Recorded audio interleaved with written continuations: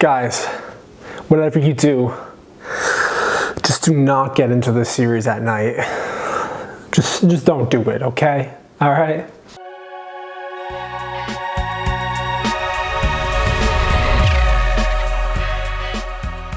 Alright guys, how we doing today? Welcome to the video, and I gotta tell you, anything that can go wrong will go wrong with this one, guys. I mean, as soon as I started recording it, my cat jumping up, eating my plants, my dog barking at people, scratching the ground, shaking her head, trying to play catch. I mean, literally anything that could happen will happen. I forget to turn my microphone on, so we're gonna try to bear through this one and get it done. But before we get too far, guys, hit the subscribe button, hit the like, and leave a comment because I need to hear your feedback on this video, guys. Like, I'm trying to do manual settings on my camera, and it's something that I've never done before, so I'm really teaching myself as it goes.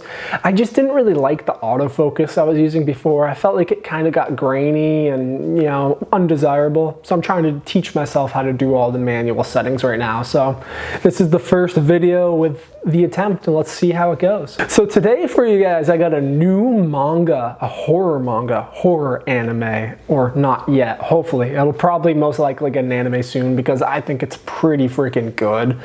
And those of you who know me so far know that I love my horror, manga, anime, TV, movies, whatever it is, books. I just love horror and suspense, and I love waiting and seeing the weird, bizarre stuff that these creators come out with. It always leaves me on the edge of my seat because they always shock me in how they could come up with stuff like that. So we got a special treat for you guys today. Hell's Paradise. A lot of you probably haven't heard of what this is yet, but it will check all the boxes. I mean, bizarre, monstrous beasts, awesome protagonists. Life is sick, awesome abilities. Life is character designs through the roof. And of course, fan service.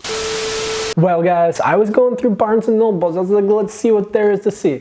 Go through the manga section. What do I see? Hell's Paradise sitting right there on the top shelf. Top shelf of the bookcase, Mr. Gabimaru's face, one of the coolest protagonists of any manga series that I've read in the past couple years. I know that librarian in the back of your head saying, don't judge the book by its cover. And I just bought it on the spot. I was like, I have to check out what this is, guys. I have to check it out. And needless to say, I loved the first volume, went back, bought the second volume, and to my surprise, there was only like 3 or 4 volumes out. So I decided to get a Viz subscription and read all the chapters online, and I did it literally in probably a week or two because I was that invested into the series. So let's get into what the plot is. So guys, this plot is pretty cool. It's kind of like that old Stone Cold Steve Austin movie. It's not that old, I guess. It was in the early 2000s. Condemned, where all these criminals get sent to an island and it's basically just a death match. Well, that's basically what Hell's Paradise is, kind of in a nutshell, but not really. A lot of extra shit happens and it gets, you know, some stuff hits the fan, twist, plots. I mean, Griffith, ex-Berserk. I mean, come on, guts. So basically there's this island off the coast of Japan, which is theoretically supposed to hold this elixir of immortality. And the Shogun, being this rich asshole, really wants to be immortal, because what else does he need at this point? That's the only other thing he can't get, is immortality. So he decides to wrap up all these criminals with various backgrounds and various special traits. And he says, you know, guys, I'll send you to this island. You get me the elixir, I'll give you your freedom, because what do I have to lose about it? So he sends all these people, all these criminals to the island. He also, for each criminal, sends a Yamada Asemon, which is basically kind of like a samurai retainer of the Shogun. It's called the Yamada clan, and they practice execution basically. So they're kind of just like super badass samurai. So each criminal gets assigned one samurai bodyguard, in a sense. Not really a bodyguard because they're sent there to execute the criminal the moment they disobey, the moment they attack another Yamada, the moment they try to escape, yada yada. Anything they do, they execute them. So basically they all get sent to this island. And on the island, you know, they instantly start plotting, they instantly start making allies and trying to team up and bettering everybody. Once they hit the island, the whole entire rules kind of hits the, you know, kicked out. So they don't really follow any of the rules. Of course, the Yamada don't really execute them either because they just want to survive as well. As you'll see quickly on this island, that may not be so easy.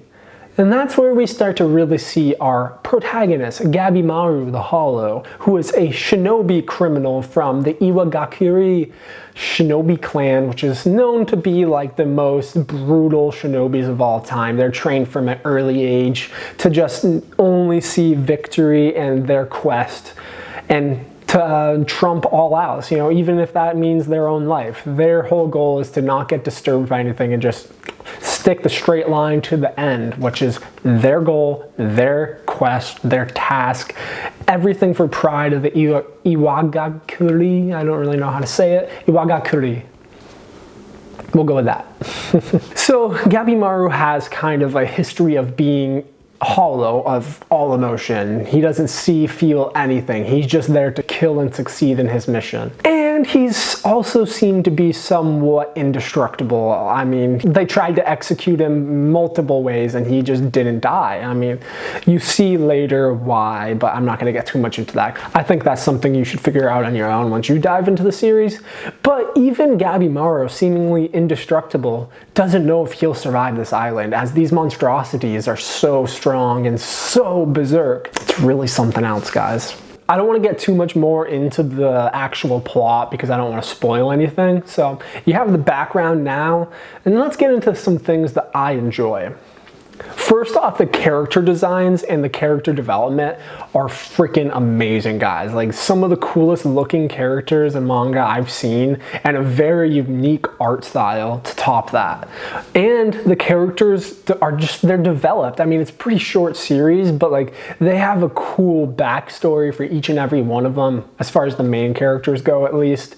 And they just have all a unique sense of personality and emotion to them, and when you put them all together, it's like this rapscallion A-Team-esque stuff, and it's really unique and fun, guys. It's really unique and fun. The villains are also super twisted and cool. My favorite one you won't see for a while. I'm not even gonna say his name because I don't want to spoil anything, but he comes in like around maybe chapter 100, chapter 90, so you got a ways to see him, but he's one of those people that are just insane and crazy, and it's almost like a love that drives him to this point. God, he like loves it.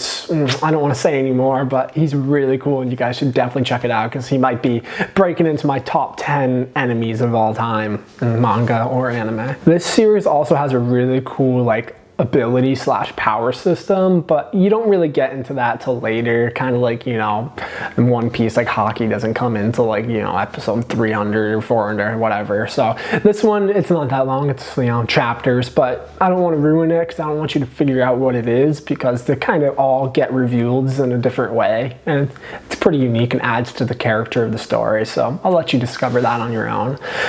But basically this series, I give, as of now, probably like a 7.58, and it's not complete yet, and it doesn't have an anime yet. It's still early, and I think it has a lot more to go, because where I just got to is hyped, and it's going to be one of the best fights probably in the series yet. It's two of the people that are supposed to be considered the strongest in the entirety of the series, so it'll be very fun and unique to see what happens in that scenario. I'm thinking about doing some kind of like chapter review for this as well, because I'm just caught up. A new chapter came out today, and they're releasing chapters weekly. So you guys, if you do like this series and you want to get into it, I highly recommend getting a Viz Media account. I think it's like $6 or $7 a month, but you get unlimited chapters basically, or it's so much that you would have to read like the entirety of a day to catch up and like max out your chapters. So think about that, guys.